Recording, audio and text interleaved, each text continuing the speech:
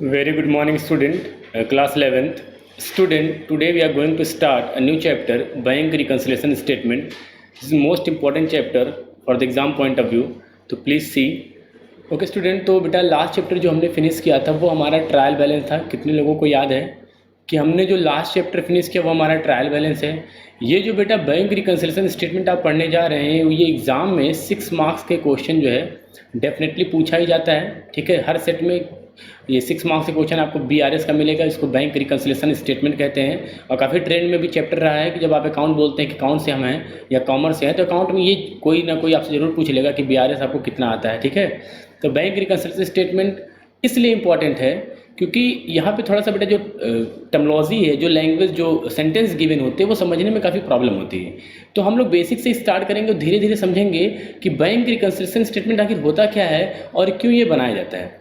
Introduction के तौर पे स्टूडेंट आपको पता होना चाहिए कि आप एज अ कैश बुक वाले चैप्टर में आपने पढ़ा था कि हम सिंगल कॉलम कैश बुक भी जानते हैं सर और डबल कॉलम कैश बुक भी जानते हैं। तो बेटा जो सिंगल कॉलम कैश बुक होता है उस सिंगल कॉलम कैश बुक में सिर्फ कैश का कॉलम रहता है, लेकिन जब हम डबल कॉलम कैश बुक की बात करते हैं तो डबल कॉलम कैश बुक में एक तो कैश का कॉलम होता है और दूसरा बैंक का कॉलम होता है। तो बेटा जो डबल कॉलम कैश बुक में जो बैंक का कॉलम होता है, हम ये कहते हैं कि जो डबल कॉलम कैश बुक में सर जो बैंक का कॉलम होता है, ये बैंक के कॉलम में हम वही ट्रांजैक्शन रिकॉर्ड करते हैं जिसको हमने बैंक अकाउंट ओपन करवा रखा है किसी बैंक में। सपोज दैट कि state bank of India SBI में आपका कोई करंट अकाउंट चल रहा है। कौन सा अकाउंट बेटा? Current account. तो सबको पता है कि सर जो करंट अकाउंट होगा बिजनेस पर्पज के लिए करंट अकाउंट ही ओपन किया जाता है और इस करंट अकाउंट में से जितना हम पेमेंट करते हैं दिन भर या जितना हम रिसीविंग आती है इस बैंक अकाउंट में, भाई ये आपका अकाउंट का कोई नंबर होगा। इस तरीके से ये सपोज करो कि ये आपके बैंक अकाउंट का नंबर है, तो इस अकाउंट से आप चेक को पेमेंट करते हैं और अगर कोई चेक आपको मिलता है तो यहाँ ले आके डिपॉजिट भी कर देते हैं। कोई कस्टमर आपके अकाउंट में सीधे पैसे डाल देता है, कभी कभी आपको ज़रूरत पड़ती है तो आप LIC का पैसा अपने बैंक से पेमेंट कर देते हैं। तो वेरियस ट्रांजेक्शन जो एक बैंक से होते रहते हैं वो आप अपने बैंक अकाउंट से करते रहते हैं। लेकिन सबको पता है कि सर जो ट्रांजेक्शन हम स्टेट बैंक ऑफ इंडिया जहाँ पर हमारा अकाउंट जहाँ से हम कर रहे हैं वही सेम ट्रांजेक्शन को हम कैश बुक के डबल कॉलम वाले कैश बुक के बैंक वाले साइड रखते जाते हैं, चाहे वो रिसीप्ट हो सकता है या पेमेंट हो सकता है, वो अलग की बात है। तो हम एक बात तो समझ गए होंगे कि सर जो हमारे डबल कॉलम कैश बुक का जो बैंक वाला कॉलम होता है और जो अकाउंट हमने ओपन करवा रखा है बैंक में, दोनों सेम है। भाई कैश बुक का जो बैंक कॉलम उसमें वही रिकॉर्ड करते हो जो बैंक में आप जमा करते हो निकालते हो, तो मतलब बैंक का पासबुक और कैश बुक का जो बैंक कॉलम है वो था सेम। ठीक है, तो अगर आप किसी दिन देखते हो कि सपोज करो आज जो है 31 मार्च है, तो 31 मार्च को आप देखना चाहते हो कि आपके पास कैश बुक में कितना बैलेंस है और आपके पास पासबुक में कितना बैलेंस है। एग्जाम्पल के तौर पे बेटा सपोज दैट कि आप बिजनेसमैन हैं और आप जानना चाहते हो कि आपने देखा कि आपका जो कैश बुक है उस कैश बुक का जो बैंक कॉलम है वहाँ आपने देखा कि भैया हमारे पास 1000 रुपये बचा है, हमारे बैंक में कितना बचा है? 1000 बचा है। लेकिन अब आप तो सेटिस्फाई हो नहीं कि ये 1000 जो हमारे हिसाब से बचा है क्या वो बैंक के हिसाब से भी बचा है कि नहीं बचा है। अब आप करेंगे क्या? अब आप बैंक में जाएंगे और बैंक में जा करके बैंक वाले से कहेंगे भैया मुझे स्टेटमेंट दे दो। क्या दे दो? स्टेटमेंट। तो ये बैंक स्टेटमेंट आपको मिलेगा बैंक से, वो 3-4 पेज में रहेगा। ठीक है, अब उस बैंक स्टेटमेंट को लेकर के आएंगे और सपोज दैट कि आप ये ओनर हैं और ओनर नहीं है तो अगर सपोज दैट आप अकाउंटेंट है उस कंपनी में, तो अकाउंटेंट के पोस्ट पे अगर आप अपॉइंटेड हैं तो आपकी जिम्मेदारी बनती है कि इस स्टेटमेंट को हाथ में लीजिए और स्टेटमेंट से आपने जो कैश बुक में बैलेंस लगा रखा है उसको एक एक अमाउंट को टैली करिए। अच्छा, ये टैली करने की जरूरत कब पड़ेगी कि सर हमारा कैश बुक 1000 है और हमारे पासबुक का बैलेंस सपोज करो कि 851 है या मे बी 900 है, तो means your cash book balance your passbook balance both are different. ठीक है, in that case you have to reconcile the balance of cash book to passbook और पासबुक टू कैश बुक। आपको करना क्या होता है, आप अपने कैश बुक के बैलेंस को पासबुक से या पासबुक के बैलेंस को कैश बुक से मैच कराते हैं, उसका मिलान करते हैं, रिकनसाइल करते हैं। ठीक है, तो अब ये जो डिफरेंसेस हैं, जो बैलेंस में डिफरेंसेस के कई रीजन हो सकते हैं। भाई क्यों ये डिफरेंस आ रहा है, तो आप करेंगे क्या, आप अपना कैश बुक अपने हाथ में ले लीजिए इस तरीके से, ये कैश बुक हाथ में उठाइए और ये आपका पासबुक का जो बैलेंस है, जो पासबुक का बैलेंस इस तरीके से पासबुक प्रिंट होता है, आप कभी प्रिंट करवाएंगे तो देखेंगे कि भैया कितना आपने निकाला, कितना आपने जमा किया, कितना आपने निकाला, कितना जमा किया, कितना आपका विड्रॉल है, कितना आपका डिपॉजिट है, और हर एक ट्रांजेक्शन के बाद बचा हुआ बैलेंस कितना है। ठीक है, ये स्टार का मतलब है कि कोई और अमाउंट रहा होगा, लेकिन हमने बस इस तरीके से कर दिया। ठीक है, सो अब एक कॉन्सेप्ट दिमाग में आया कि sir the bank balance which are maintained by us means that is a double column cash book, and double column cash book का कौन सा बैलेंस है? बैंक वाला। तो डबल कॉलम कैश बुक का जो बैंक बैलेंस है वो इक्वल होना चाहिए पासबुक के बैंक बैलेंस से, क्योंकि पासबुक में जो ट्रांजेक्शन रिकॉर्ड किए जाते हैं वही सेम ट्रांजेक्शन हम कैश बुक के बैंक कॉलम में रिकॉर्ड करते हैं। And at any time both transaction must have to be same, उसको तो सेम होना चाहिए। लेकिन if there are any reason, कोई भी प्रॉब्लम आती है जिसकी वजह से ये बैलेंस मैच नहीं करता है, then you have to find the reason why it was not tally. ठीक है, तो आप ऐसा करेंगे कैसे पता चलेगा भाई? देखो प्रैक्टिकली अगर मैं आपको बताऊं तो आप अपने हाथ में कैश बुक लीजिए और कैश बुक को पेंसिल की सहायता से उसको देखो, ट्रांजेक्शन को देखिए कि पासबुक में है या नहीं, फिर आप कैश बुक में देखिए, फिर पासबुक में देखिए, फिर कैश बुक में देखिए। इसके बाद आप देखेंगे कि कोई ट्रांजेक्शन जो है वो मैच नहीं कर रहा है, उसको आप सर्कल करिए। बाद में हमें उसी ट्रांजेक्शन क्या करना पड़ेगा?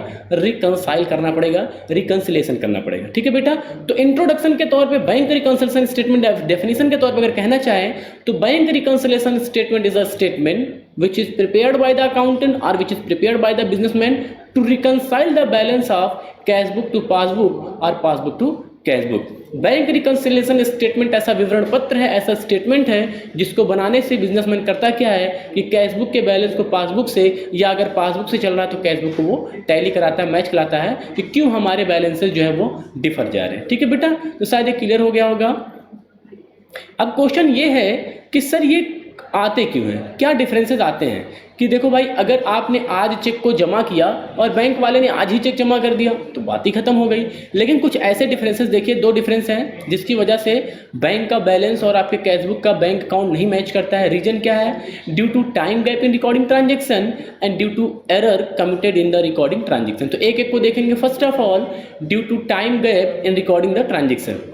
इसमें फर्स्ट है cheque issued but not presented for the payment. इसका मतलब क्या है कि sometimes you are paying to the supplier by cheque. आपके यहाँ जो सप्लायर है या जो भी जिसका आपको पेमेंट करना है उसको आपने एक चेक काट के दे दिया, चेक बना के दे दिया। अब जब आपने ये चेक पेमेंट किया तो तुरंत अपने यहाँ सीबी में, मतलब कैश बुक के बैंक वाले कॉलम में आपने तुरंत क्या कर लिया? माइनस कर लिया। भाई आपने पेमेंट तो कर दिया ना। तो check issued but not presented for the payment का मतलब है कि आपने किसी को पेमेंट किया और वो पेमेंट करने के बाद जैसे ही वो आपकी दुकान से गया, आपने अपने कैश बुक को खोला और उस पार्टी के नाम पर कैश बुक में कर दिया कि भैया मेरे यहाँ से 1000 का पेमेंट हो गया, एक एग्जांपल के तौर पे। लेकिन जिसको आपने चेक दिया है उसका पेमेंट तो तभी बैंक से माना जाएगा जब वो उस चेक को ले जाकर के बैंक में प्रेजेंट करेगा।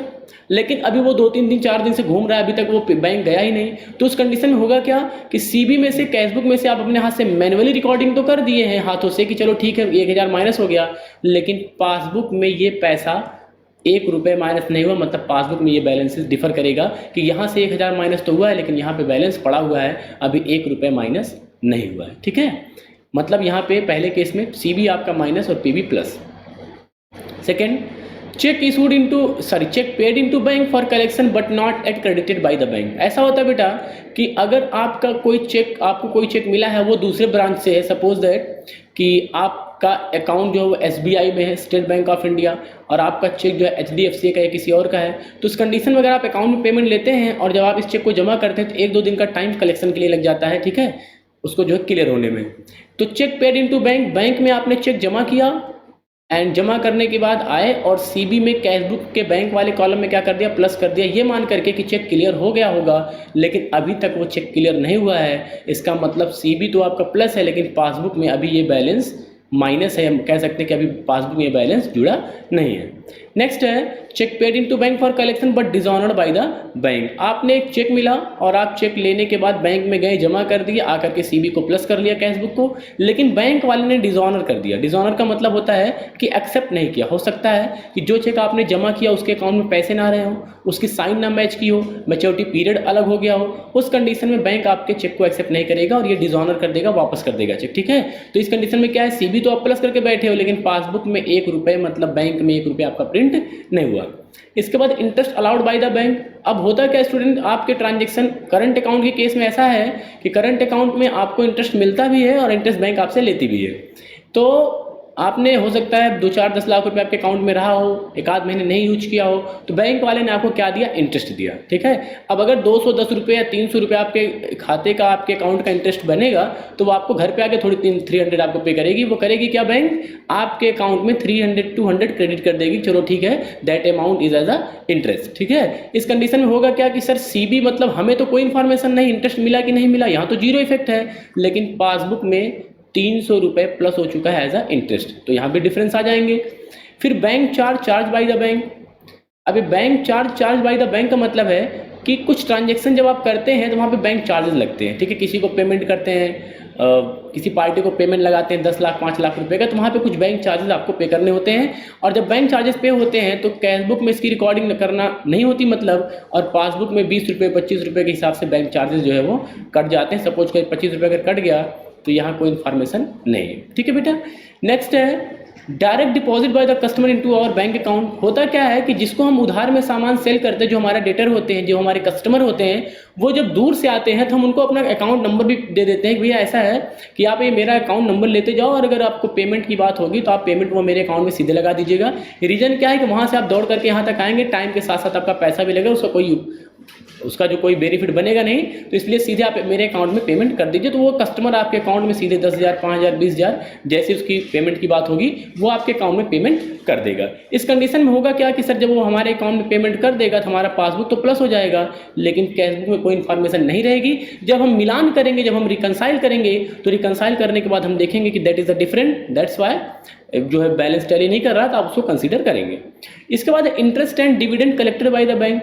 होता क्या है कि जब हमारे पास सेविंग का पैसा ज़्यादा होता है तो इस सेविंग के पैसे को हम कहीं पे इन्वेस्ट कर देते हैं, ठीक है। तो अगर उस तरीके से इन्वेस्टमेंट करेंगे तो आपको इंटरेस्ट मिलेगा। लेकिन यहाँ पे डिविडेंड का जो मतलब है बेटा, वो डिविडेंड का मतलब होता है कि शेयर्स जब आप परचेज करते हैं तो शेयर पे होने वाले प्रॉफिट को इंटरेस्ट नहीं कहते, ना तो प्रॉफिट कहते हैं, उसका नाम डिविडेंड होता है, ठीक है। तो शेयर्स पे जो पैसा आपको मिलेगा, ROI जिसको कहते हैं रिटर्न ऑन इन्वेस्टमेंट, तो वो डिविडेंड के तौर पे होता है। मतलब डिविडेंड का मतलब पार्ट ऑफ प्रॉफिट, कि भैया जितना प्रॉफिट हो उसमें आपको कितना मिला। तो वो वहाँ पे आप जो है सपोज दैट अगर आपने पार्ले जी कंपनी का शेयर परचेज किया हुआ है और पार्ले जी कंपनी आपको 500 रुपये पे करना चाहती है एज अ डिविडेंड साल के अंत में या महीने के अंत में, तो ये 500 रुपये आपके घर पे तो ला के देगी नहीं, वो आपसे बैंक अकाउंट मांगेगी, और उसी बैंक अकाउंट में जो आपने डिटेल दे रखा है उसी में पासबुक वाले में जाकर के क्या हो जाएगा, प्लस हो जाएगा। और चूंकि कैशबुक में भी इन्फॉर्मेशन नहीं है, जब आप देखेंगे तो आप भी इसको प्लस करेंगे ताकि आपका जो बैलेंस है वो मैच कर जाए, ठीक है बेटा। Next, direct payment made by the bank on behalf of customer. अब कस्टमर के कहने पे डायरेक्ट पेमेंट होता है, ये क्या है, कभी आप देखेंगे बहुत सी चीज़ें आप EMI पे लेते हैं, EMI पे हर महीने आपके अकाउंट से पैसे कट जाते हैं। सेकंड हो सकता है कि आपने अपनी LIC करवा रखा हो, अपने घर वालों का अपना LIC करवा रखा हो। LIC के कंडीशन होगा क्या कि आपने अपने उस LIC के अमाउंट को 3,000 2,000 जो भी महीना है उसको बैंक से लिंक करा दिया है। तो लिंक करा दिया है तो ठीक है, जब डेट आएगी तो उस कंडीशन में जो है वो पेमेंट आपका 3,000 2,000 जो भी है वो अपने आप ऑटो डिडक्टेड हो जाएगा, ठीक है, ऑटो मोड पे रहता है वो। तो इस कंडीशन में भी आपका CB इन्फॉर्म नहीं रहता CB को, लेकिन पासबुक से आपका बैलेंस जो है वो कट जाता है। तो ये डिफरेंसेस हैं, इसी वजह से जो है आपका बैंक का बैलेंस कैशबुक के बैलेंस से मैच नहीं करता। इसके बाद सेकंड एरर देखते हैं, due to error of committed in recording transaction. ये गलती बैंक से भी होती है और ये गलती फर्म से भी होती है। अगर बैंक से गलती होगी तो कैसी गलती होगी, कभी कभी बैंक करता क्या है कि आपके अकाउंट को गलती से डेबिट कर देता है। ये बहुत रेयर केस में होता है, 99 या कह सकते हैं 1% केस में ऐसा होता है, 99% केस में तो ऐसा नहीं होता है। लेकिन अगर बैंक वाले ने गलती से आपको डेबिट कर दिया है 2 रुपये 10 रुपये जो जिस भी अमाउंट से, उस कंडीशन में पासबुक में तो ये फ़र्क पड़ेगा लेकिन कैशबुक में कोई इफेक्ट नहीं पड़ेगा, जिसकी वजह से एरर आ जाएगा, जिसकी वजह से बैलेंस मैच नहीं करेगा। तो सेम जैसे वो बैंक आपको डेबिट कर सकती है गलती से, वैसे ही सेम वो क्रेडिट भी कर देती है कभी कभी, ठीक है। तो इस कंडीशन में वेरिएशन आ जाते हैं। इसके बाद फर्म की गलती क्या है, फर्म की गलती मतलब आपकी गलती, जो बैंक जो अकाउंटेंट है, जो ओनर है, वो क्या गलती करता है। कभी कभी क्या होता है कि चेक किसी को इशू किया लेकिन इतना खुश था कि उसको लिखना भूल गया, तो उस रीजन में भी जो है वो भाई जिसको आपने चेक इशू किया, सपोज करिए कि महेश को चेक इशू किया और महेश चेक लेकर के गया, बैंक से पेमेंट भी निकाल लिया, लेकिन आप इसको लिखना भूल गए हैं तो फिर लिखिए उसको। नेक्स्ट है cheque deposit into bank. Bank में एक चेक जमा किया और बैंक वाले ने भी जमा कर दिया लेकिन तुम इसको लिखना भूल गए, ठीक है। ये ओमिटेड टू बी रिकॉर्डेड का ट्रांजेक्शन आप आगे देखेंगे। तो इस कंडीशन में भी आपका बैलेंस जो है वो टैली नहीं करता है कैशबुक का बैलेंस पासबुक से, ठीक है बेटा। तो ये एरर है जिनकी वजह से आप कुछ को ऐड करेंगे कुछ को लेस करेंगे ताकि आपका बैलेंस कैशबुक वाला जो है वो पासबुक से आसानी से टैली कर जाए। तो आगे देखिए, क्या पॉइंट आप याद रखेंगे? Point should be remember at the time of preparation of bank reconciliation statement. What point should be kept in your mind? तो फर्स्ट है कि बेटा ऐसा है कि जब आप बैंक रिकंसिलिएशन स्टेटमेंट बनाएंगे तो यहाँ पे आपका एक कॉलम प्लस का होगा और एक कॉलम माइनस का होगा, और जब भी आप क्वेश्चन को स्टार्ट करेंगे तो वहाँ पे बैलेंसेस जरूर गिवन होंगे, मतलब किस बेस पे आप चलना चाहते हैं। आप कैश बुक से चलेंगे तो पासबुक का बैलेंस मिलेगा, आप पासबुक से चलेंगे तो कैश बुक का बैलेंस मिलेगा। तो डिपेंड करता है कि कौन सा बैलेंस क्वेश्चन में गिवन है, ठीक है। अब सीबी का जो बैलेंस गिवन होगा कैश बुक का बैलेंस, उस कैश बुक के बैलेंस में कैश बुक का डेबिट बैलेंस भी गिवन हो सकता है, कैश बुक का क्रेडिट बैलेंस भी गिवन हो सकता है। सेम रूल पासबुक में भी है, पासबुक का डेबिट भी गिवन हो सकता है, पासबुक का क्रेडिट भी गिवन हो सकता है। तो आप कौन सा रूल अप्लाई करेंगे यहाँ पे, ठीक है। तो बेटा इन चारों में से कोई ना कोई बेस देगा। पहली बात तो ये है कि हम यहीं पे समझ लेते हैं कि कौन सा प्लस में रखा जाता है, कौन सा माइनस में रखा जाता है, ये प्लस का कॉलम या माइनस का कॉलम, ठीक है। अगर बेटा आपको debit balance as per cash book दिया हुआ है तो कैश बुक का जो डेबिट बैलेंस है वो प्लस का आइटम है, और क्रेडिट बैलेंस एज पर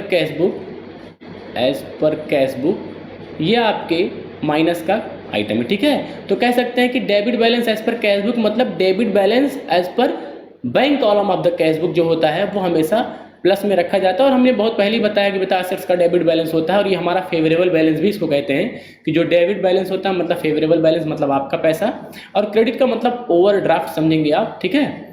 लेकिन पासबुक के केस में उल्टा है।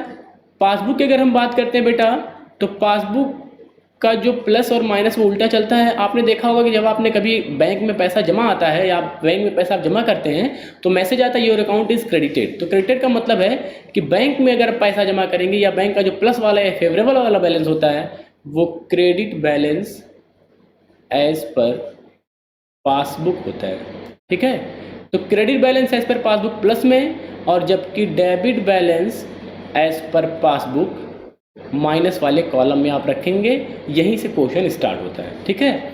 तो एक तरीके से देखें कि सर अगर डेबिट बैलेंस और credit balance, debit balance cash book का और क्रेडिट बैलेंस कैश बुक का, डेबिट बैलेंस कैश बुक का प्लस में जाता है और क्रेडिट बैलेंस कैश बुक का माइनस में जाता है। लेकिन डेबिट बैलेंस पासबुक और क्रेडिट बैलेंस पासबुक जब हम देखेंगे तो डेबिट कैश बुक का तो प्लस में गया, लेकिन डेबिट जब पासबुक की बात आएगी तो ये माइनस में जाएगा, और क्रेडिट पासबुक की बात आएगी तो ये प्लस में जाएगा, मतलब अपोजिट चलता है, ठीक है। कैश बुक का डेबिट वाला प्लस में होता है जबकि पासबुक का क्रेडिट वाला प्लस वाले कॉलम में रखते हैं। तो यहाँ जब क्वेश्चन को स्टार्ट करेंगे सबसे पहले आपको बेस रखना पड़ेगा।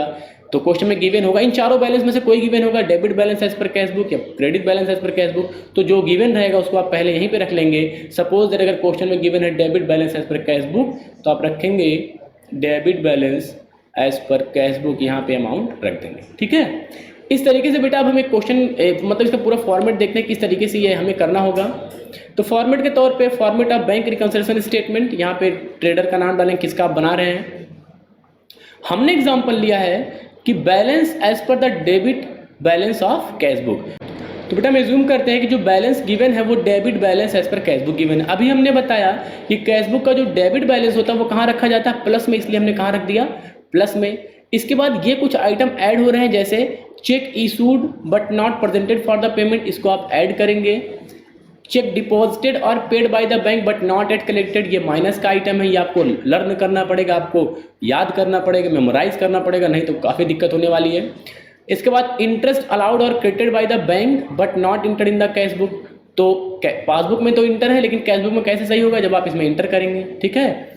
तो जो भी आपने कॉलम पढ़ा है, जितने हेड आपने पढ़े ये सारे, इन्हीं का इफेक्ट यहाँ दिखाया गया है किसका क्या होगा, ठीक है। तो इस तरीके से कर लेंगे। Direct deposit into the bank but customer bye the customer but not inter in the cash book, ये प्लस का आइटम है। इस तरीके से आप इनमें कुछ आइटम प्लस के हैं, कुछ आइटम माइनस के हैं, उन सभी को आप लर्न कर लेंगे। उसके बाद आपको करना क्या है कि एक चीज़ जरूर ध्यान रखेंगे, अगर आप कैश बुक से चलेंगे तो हमारा जो बैलेंस है वो पासबुक का आएगा आंसर, और अगर आप पासबुक से चलेंगे तो बैलेंस कैश बुक का आएगा, ये ध्यान रखिएगा। मतलब अगर हम सीबी से चलेंगे तो आंसर पीबी का आएगा, और अगर पासबुक से चलेंगे तो आंसर कैश बुक का आएगा। अब ये डिपेंड करता है प्लस ज़्यादा है कि माइनस, आप टोटल कर लेंगे। अगर आपका प्लस ज़्यादा है, अगर आपका प्लस ज़्यादा है तो प्लस वाले में रखेंगे। जैसे सपोज कर लो कि यहाँ आ गया 1000 और यहाँ आ गया 900, आप कहेंगे सर हमारा 100 रुपये ज़्यादा है, मतलब 100 रुपये प्लस वाला ज़्यादा है तो प्लस वाले में रखेंगे। आप सबको पता है कि पासबुक का प्लस वाला कौन सा होता है, कहेंगे credit balance as per passbook, ठीक है। और ये ओवरड्राफ्ट मिले या ओवरड्राफ्ट या डेबिट बैलेंस मिले, कैश बुक का हो या पासबुक का हो, ओवरड्राफ्ट के नाम से आएगा तो ये पहले बेस के तौर पे माइनस में शो किया जाएगा। ठीक है बेटा, तो आई होप कि आप इतना जो है इसको लर्न कर लीजिएगा अच्छे से, क्योंकि इसके बिना क्वेश्चन आगे पॉसिबल नहीं है। होमवर्क के तौर पे बेटा ये आपको 4 MCQ है और 2 शॉर्ट आंसर क्वेश्चन है, सो कर लीजिएगा। Okay students, so I think that is enough for today. Thank you, have a nice day.